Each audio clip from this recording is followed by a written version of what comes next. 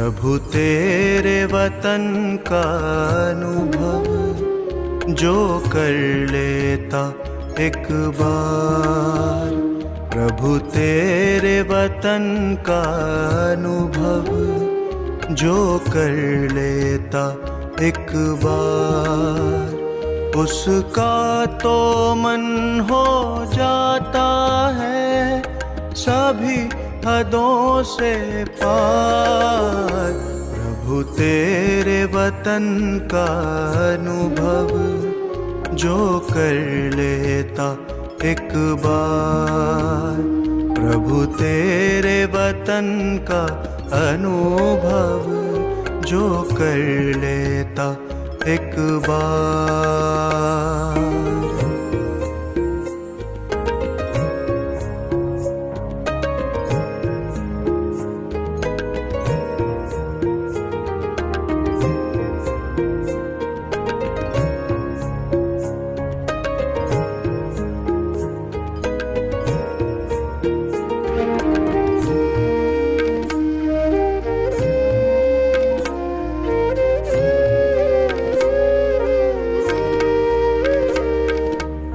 बिखर रहा प्रकाश यहाँ दिव्य लाल सुनहरा, बंधन मुक्त अवस्था का यहाँ हो रहा अनुभव गहरा। बिखर रहा प्रकाश यहाँ दिव्य लाल सुनहरा, बंधन मुक्त अवस्था का यहाँ हो रहा अनुभव गहरा। समा के तेरी किरणों में मिल रहा आनंद अपार, प्रभु तेरे वतन का। ओम शांति। आज 9 जनवरी 2021 की वाणी। बाबा के महावाक्य। मीठे बच्चे, बेहद के बाप को याद करना यह है गुप्त बात, याद से याद मिलती है। जो याद नहीं करते उन्हें बाप भी कैसे याद करे। प्रश्न, संगम पर तुम बच्चे कौन सी पढ़ाई पढ़ते हो जो सारा कल्प नहीं पढ़ाई जाती। उत्तर, जीते जी शरीर से न्यारा अर्थात मुर्दा होने की पढ़ाई अभी पढ़ते हो, क्योंकि तुम्हें कर्मातीत बनना है। बाकी जब तक शरीर में है तब तक कर्म तो करना ही है। मन भी अमन तब हो जब शरीर न हो। इसलिए मन जीते जगत जीत नहीं, लेकिन माया जीते जगत जीत। ओम शांति। बाप बैठ बच्चों को समझाते हैं, क्योंकि यह तो बच्चे समझते हैं, बेसमझ को ही पढ़ाया जाता है। अब बेहद का बाप ऊंचते ऊंच भगवान आते हैं तो किसको पढ़ाते होंगे। जरूर जो ऊंचते ऊंच बिल्कुल बेसमझ होंगे। इसलिए कहा ही जाता है, विनाश काले विपरीत बुद्धि। विपरीत बुद्धि कैसे हो गए हैं। 84 लाख योनियां लिखा हुआ है न, तो बाप को भी 84 लाख जन्मों में ले आए हैं। कह देते हैं परमात्मा कुत्ते बिल्ली जीव जंतु सब में है। बच्चों को समझाया जाता है, यह तो सेकेंड नंबर पॉइंट देनी होती है। बाप ने समझाया है, जब कोई नया आता है तो पहले पहले उनको हद के और बेहद के बाप का परिचय देना चाहिए।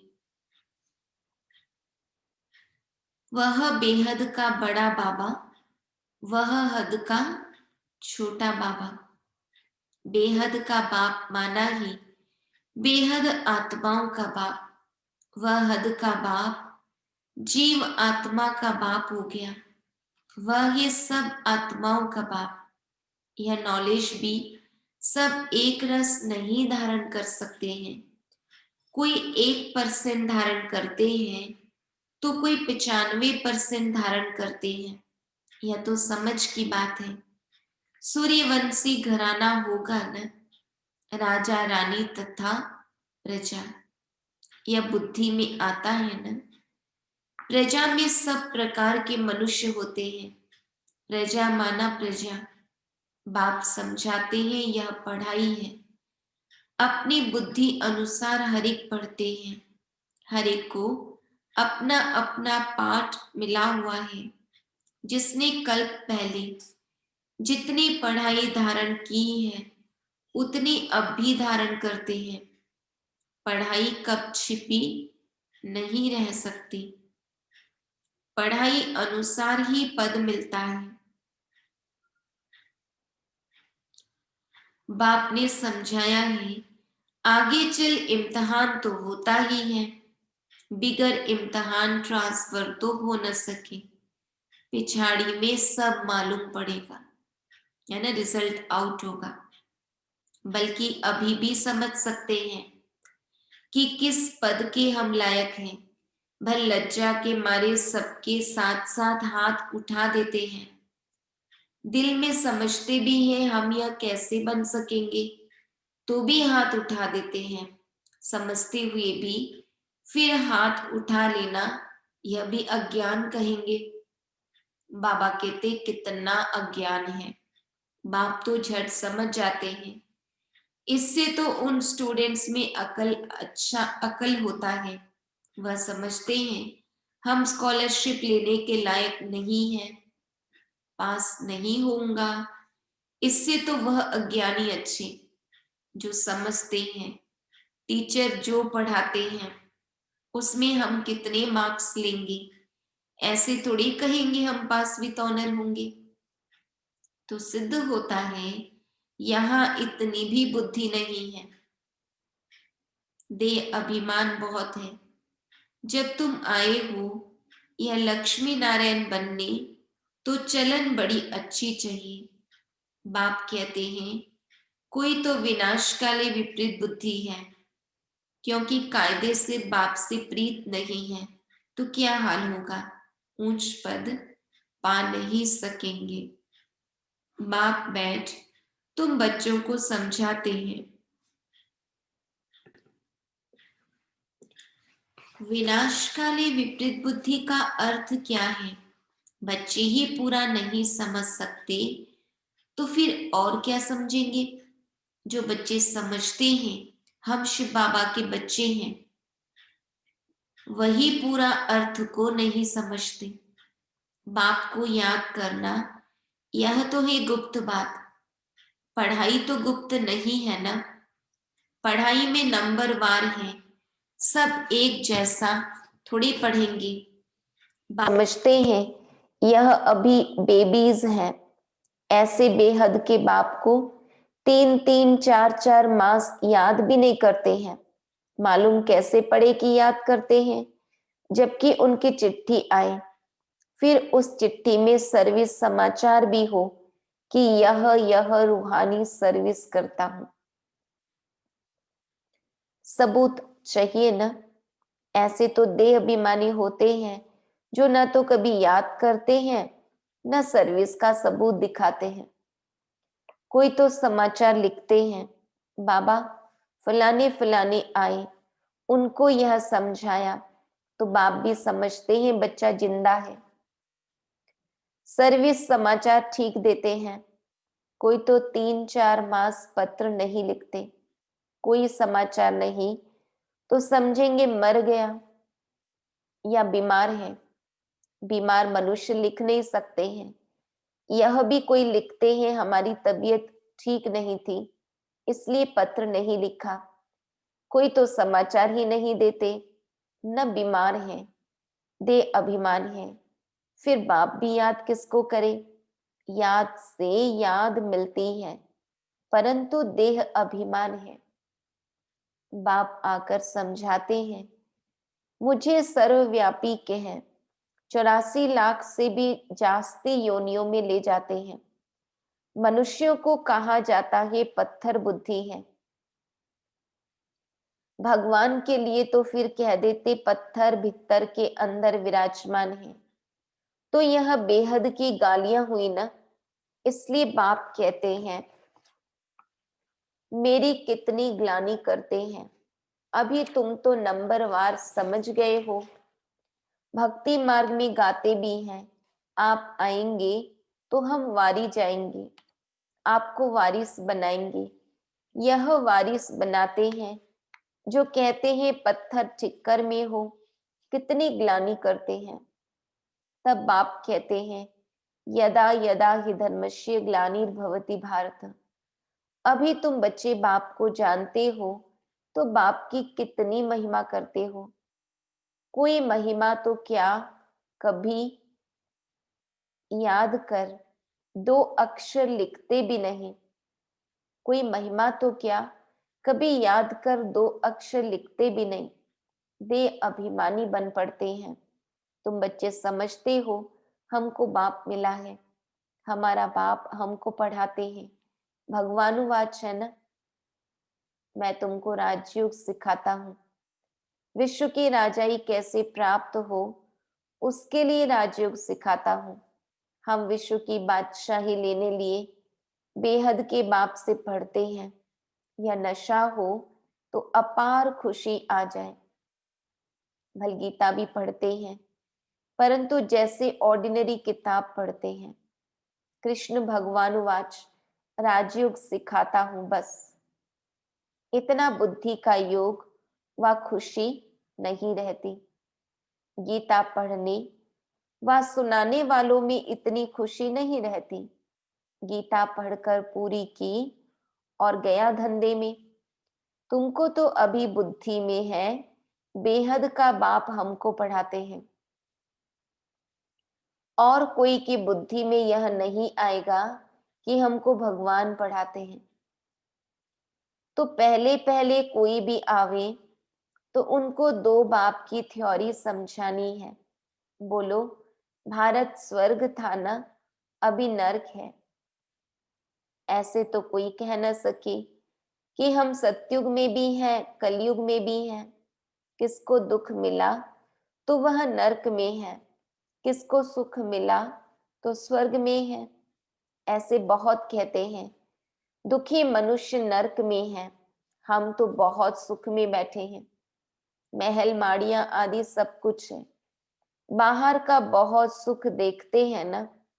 यह भी तुम अभी समझते हो, सत्युगी सुख तो यहाँ हो नहीं सकता। ऐसे भी नहीं गोल्डन एज को आयरन एज कहो अथवा आयरन एज को गोल्डन एज कहो, एक ही बात है।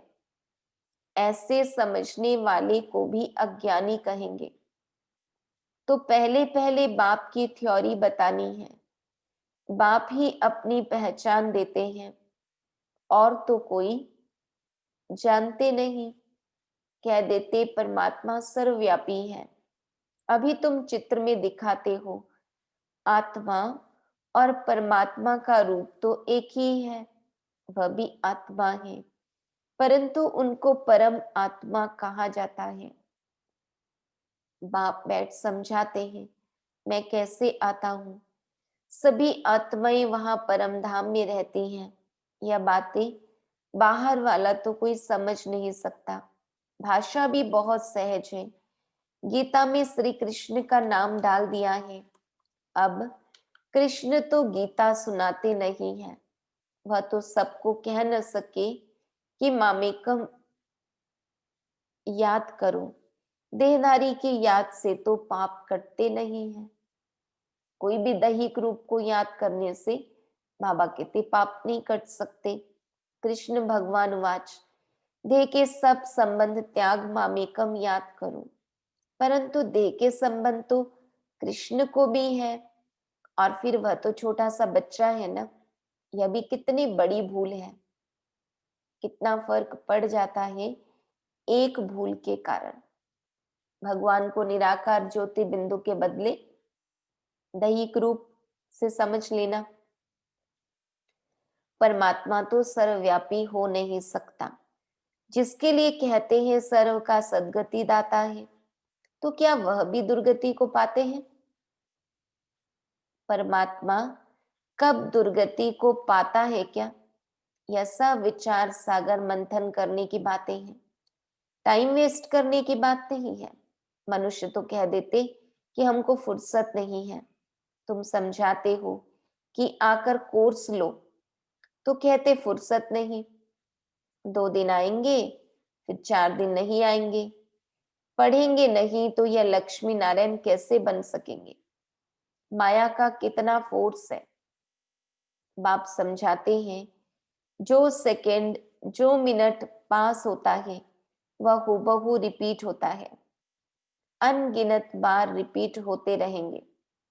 अभी तो बाप द्वारा सुन रहे हो। बाबा तो जन्म मरण में आते नहीं, भेंट की जाती है। पूरा जन्म मरण में कौन आता है और न आने वाला कौन? सिर्फ एक ही बाप है जो जन्म मरण में नहीं आता है, बाकी तो सब आते हैं। इसलिए चित्र भी दिखाया है, ब्रह्मा और विष्णु दोनों जन्म मरण में आते हैं। ब्रह्मा सो विष्णु, विष्णु सो ब्रह्मा पाठ में आते जाते हैं। एंड हो न सके, मतलब क्योंकि चक्र की पुनरावृत्ति होती है, इसका अंत नहीं है, अनादि है। यह चित्र फिर भी आकर सब देखेंगे और समझेंगे। बहुत सहज समझ की बात है, बुद्धि में आना चाहिए। हम सो ब्राह्मण हैं, फिर हम सो क्षत्रिय वैश्य शूद्र बनेंगे, फिर बाप आएंगे तो हम सो ब्राह्मण बन जाएंगे। यह याद करो तो भी स्वदर्शन चक्रधारी ठहरे। बहुत हैं जिनको याद ठहरती नहीं। तुम ब्राह्मण ही स्वदर्शन चक्रधारी बनते हो, देवता ही नहीं बनते हैं। यह नॉलेज कि चक्र कैसे फिरता है, इस नॉलेज को पाने से वह यह देवता बने हैं। वास्तव में कोई भी मनुष्य स्वदर्शन चक्रधारी कहलाने के लायक नहीं है। मनुष्यों की सृष्टि मृत्यु लोक ही अलग है। जैसे भारतवासियों की रस्म रिवाज अलग है, सबका अलग अलग होता है। देवताओं की रस्म रिवाज अलग है, मृत्यु लोक के मनुष्यों की रस्म रिवाज अलग। रात दिन का फर्क है, इसलिए सब कहते हैं हम पतित हैं। हे भगवान, हम सब पतित दुनिया के रहने वालों को पावन बनाओ। तुम्हारी बुद्धि में है, पावन दुनिया आज से 5000 वर्ष पहले थी, जिसको सत्युग कहा जाता है। त्रेता को नहीं कहेंगे।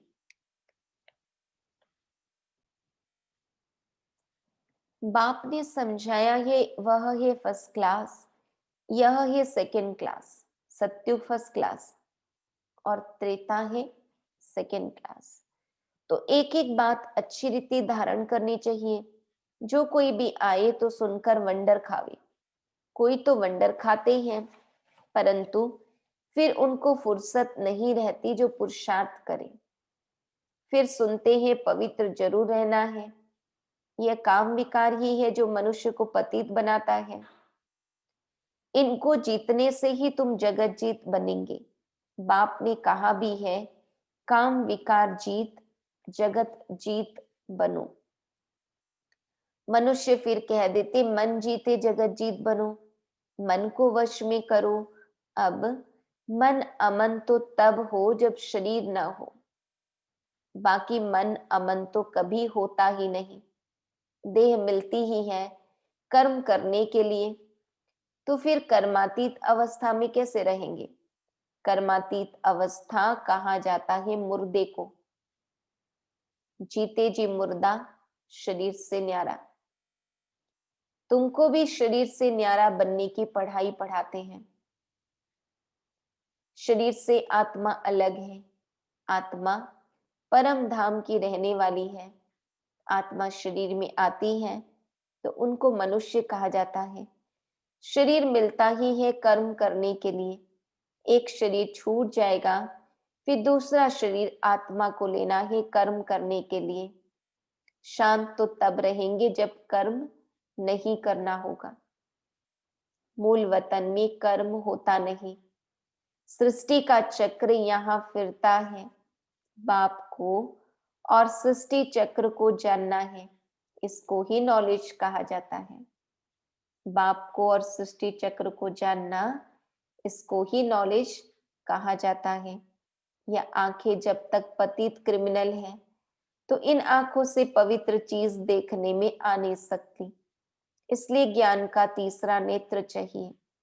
जब तुम कर्मातीत अवस्था को पाएंगे अर्थात देवता बनेंगे, फिर तो इन आंखों से देवताओं को देखते रहेंगे।